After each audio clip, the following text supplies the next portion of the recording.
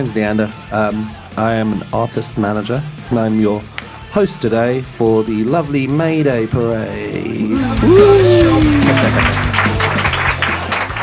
So why don't you tell us a little bit about how you guys first got together?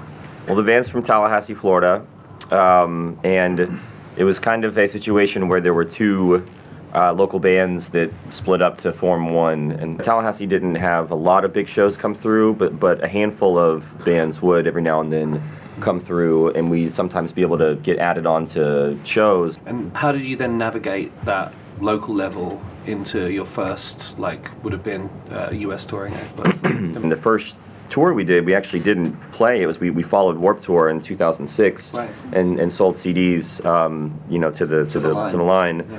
And before we'd even done a proper tour where we played, but that was part of the goal when we started the band, was let's write and record an EP, press it and release it ourselves, and then follow Warped Tour. So how integral do you think that was to your early start for you to be working the line like that? I mean, was that quite commonplace? I think in our minds this is a way that we can help finance the band and promote, and it was huge in helping us finance the band. I mean, after that we had the van, we had the trailer, we had the EPs, the actual physical EPs. We had promoted ourselves, across the country, and we had garnered some label attention. And we're out of debt. And we were totally out of debt. Yeah. Mm-hmm. And was it at this point that Fearless Records came along? Yeah. Right. Yeah, we actually had talked to them on Warped Tour for the first time. And we did a showcase for them. We did a showcase for them. Well, yeah. Right. So after that, didn't you guys move to Atlantic Records? Right. Yeah. Things had started to kind of, not really take off, but everything was building, and Lester Manix was doing well. And so, yeah, we were upstreamed or whatever to Atlantic. We ended up kind of having, being ready to go record the album. We did it with David Bendith, and it was a, huge, 10 times the budget that we had for A Lesson in Romantics, They'd have a meeting once a week in the control room where they'd listen through everything we'd recorded so far, and they wouldn't let us in there. So David and Atlantic would sit and talk over everything we'd done so far, and they literally would not let us be in there. Where do you think you've made really the right decisions? I think Fearless was probably the biggest, and best decision we had ever made. So you feel like having a supportive label is perhaps maybe one of the most important things? I think so. You want people to work with you that believe in it just as much as you do, and have almost as much invested in it as you do, because for us, it's our livelihood and our name, everything. And how much have you seen things kind of change over the 10 years? Recently, I've thought about how, I don't think bands can do the way we started following Warped Tour, selling CDs and whatnot.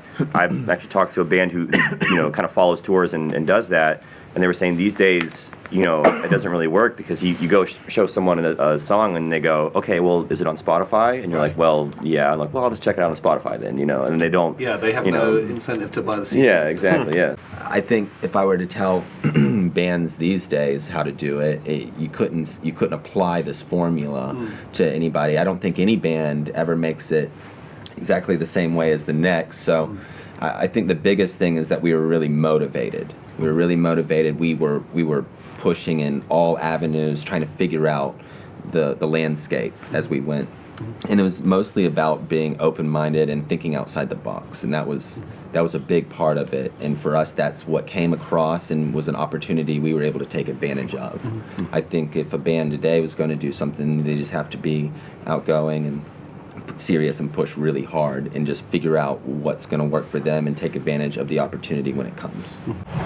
It's because I do vocals, and the main problem I have, I think it's kind of a bit more of a fear, is getting ill.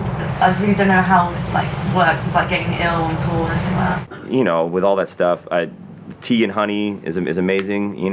Drink as much water as you can on tour, and or before show or anything. And I don't know, it's tough to say, but with singing in general, my number one advice that I give to anybody, if you want to sing, is just to sing every day of your life. Don't go a single day of your life without singing, because it's a muscle that you have to work out and keep conditioned.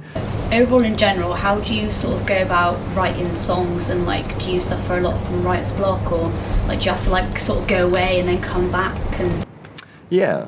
Well, yeah, it's kind of been like an evolving process, but typically, you know, during this time, like while we're out on the road supporting an album, everyone's kind of working on ideas individually, and then once we have, you know, time off especially, you know, we're all working on ideas and demoing out stuff, and well, you know, already we've each kind of sent a handful of demos, you know, to each other to start kind of mulling over, and then once we finish the touring for this album cycle, we'll get together and spend, you know, at least a month or two bringing in all those ideas and then kind of working on them as a band and I think part of the reason why we do that is so that we don't have the writer's block or the like, damn, we gotta write 12 songs and by the time we have to record and we're not ready for it, you know.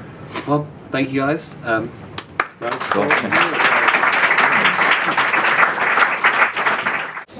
I just try and come to all the masterclasses I can, really. Just there's no point in missing out on them. They're really good, all of them. You're saying like don't sit around and wait for it to come to you. You should more like get out and do it yourself rather than wait for the big break to come. Yeah, I'd say exactly the same thing. And be wary of big, scary, major labels.